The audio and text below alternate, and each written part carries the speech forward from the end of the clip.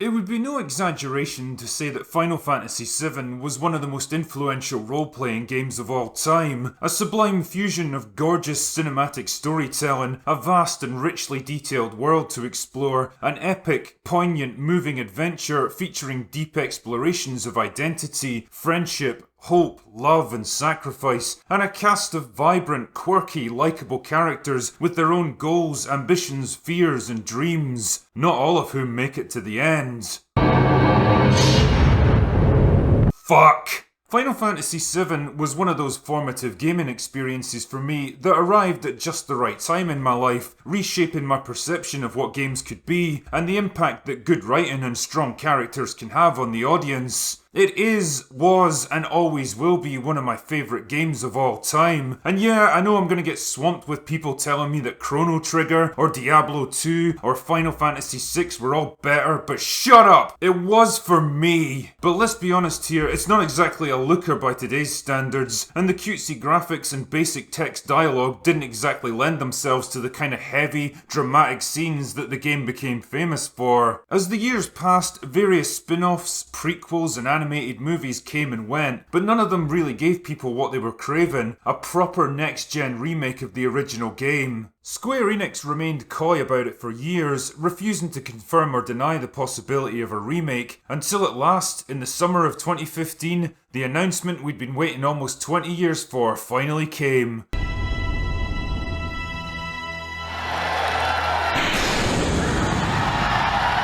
Then everyone cheered. Or cried. And we all sat back and waited for the game to appear. And waited.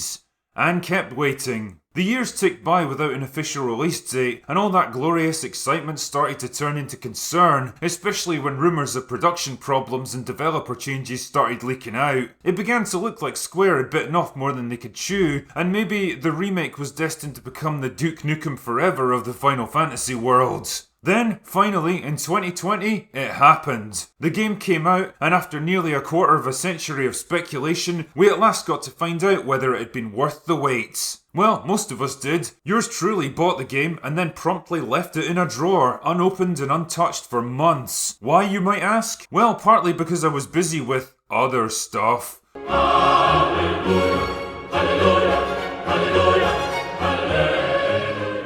But mostly because I was kinda reluctant to play it, if I'm honest. I had this weird fear that it could never hope to recapture the magic and charm of the original, or even worse, maybe the original wasn't as good as my rose-tinted nostalgia glasses had convinced me it was. But just like Tatiana, time waits for no man, and a few weeks ago it was time to put my big boy pants on, fire up the PlayStation and give it a go. And now that I've played it all the way through and seen everything it has to offer, it's time for the drinker to deliver his final verdict. I fucking loved it. It was everything I hoped it would be.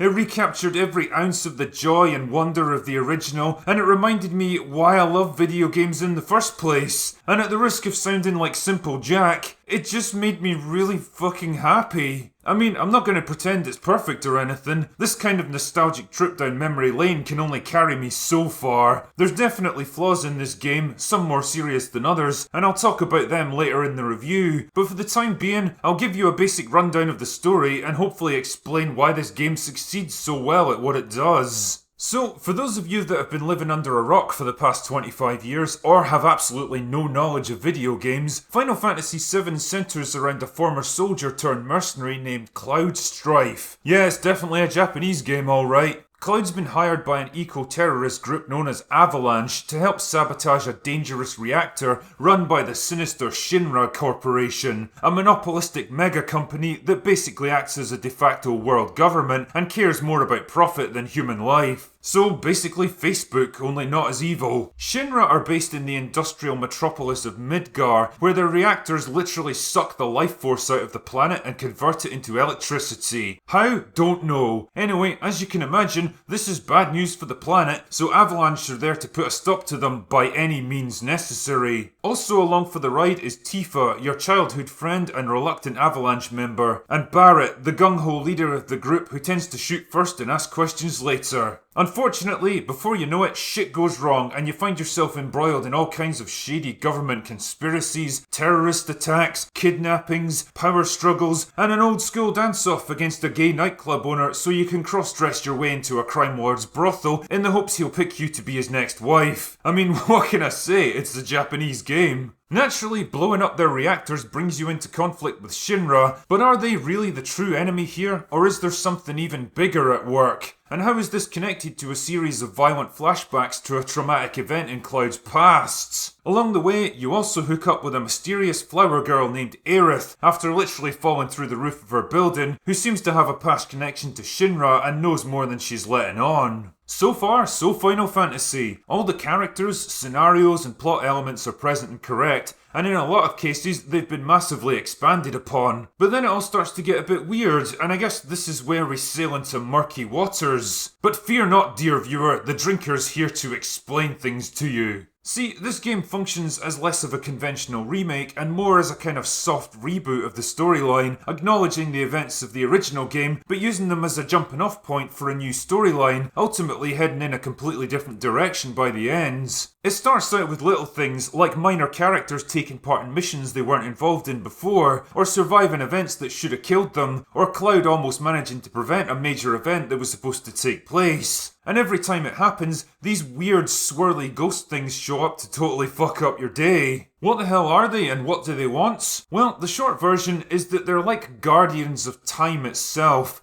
They exist to preserve the flow of events, making sure that certain things happen in the right order, and if anything or anyone tries to interfere, they'll show up to get things back on track. It's a bit like the TVA from Loki, except, you know, not retarded. The further the story progresses, the more events start to diverge from the original game, and the more Cloud and the others come into conflict with these things, eventually culminating in a full-scale battle to defeat the entity directing them. I love the idea that fate and destiny are tangible things that you can literally punch in the face. Yeah, fuck you, Destiny. The end result of all of this is a kind of weird alternate timeline that left me with more questions than answers, and means that everything is still to play for in the next installment. And the more I think about it, the more I realise this is actually a pretty cool way of handling a remake. It would have been easy enough to just rehash the original story beat for beat, without doing anything new or original, but what would that really accomplish except to do the same thing again but with nicer graphics? So many of the iconic moments in the original were memorable precisely because they were so unexpected.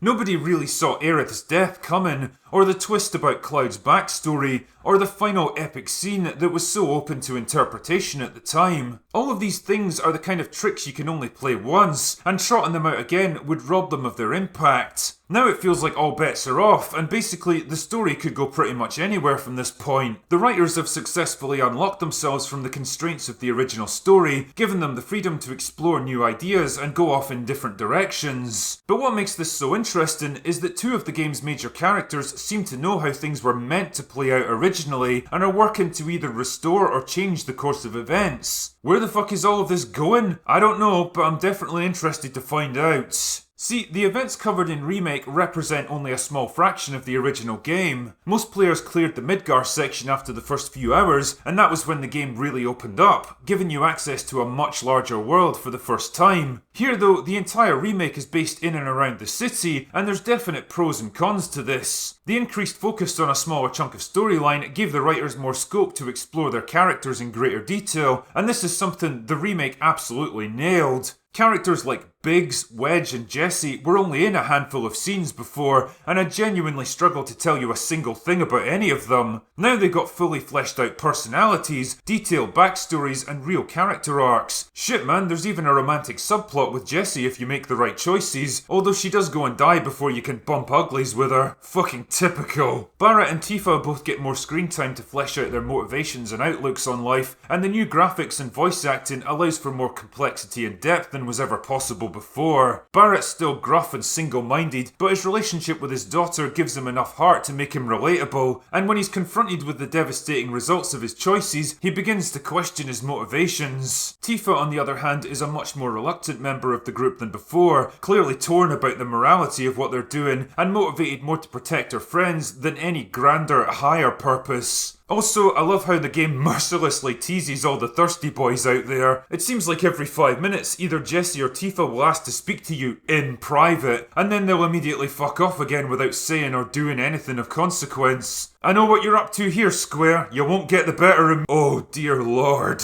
Yeah, I think it's fair to say they did Aerith justice with this one. I honestly don't think it would have been possible to make this character more visually perfect if they tried. Which makes it even funnier when people totally roast her for being a plain Jane later on. Only in a JRPG could this be considered unattractive. In fact, the character design in general is fantastic throughout this game, managing to find a perfect middle ground between the super stylized manga of the original and the realistic proportions of actual human faces, and the result is some of the most gorgeous character animation I think I've ever seen. Everything from the mannerisms to the voice acting to the look and feel, it's all completely spot on, and I can't tell you how satisfying it is to see classic characters like these remade by people who genuinely care and understand them. And this kind of attention to detail is pretty fucking important when it comes to the relationship between Cloud, Tifa and Aerith. Just like in the original game, there's a kind of discrete choice system woven into the storyline where the right responses and interactions will bring you closer to one or the other. There's no right or wrong decision here, and which one you choose really just comes down to personal choice. Are you going to go for the flirty, confident free spirit with wisdom beyond her years, or sorry, I lost my train of thought there. Joking aside, what's really impressive is how well the two characters are balanced out. Different but equal. They're both charming and likeable, they both get interesting character arcs and moments to shine, and when they have to work together, there's no lingering undercurrent of hatred and jealousy. Holy shit, a modern video game with female characters that are actually feminine, compassionate, caring and